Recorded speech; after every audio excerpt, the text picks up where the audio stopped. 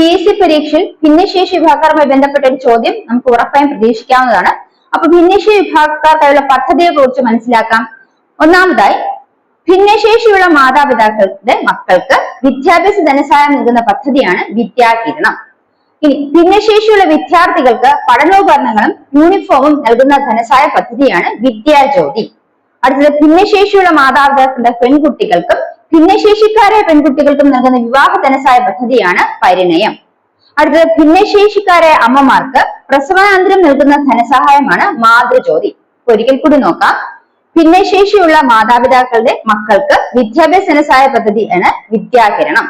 അടുത്തത്, ഭിന്നശേഷിയുള്ള വിദ്യാർത്ഥികൾക്ക് അവർ പഠനോപകരണങ്ങൾ അതുപോലെ യൂണിഫോം നൽകുന്ന ധനസഹായ പദ്ധതിയാണ് വിദ്യാജ്യോതി.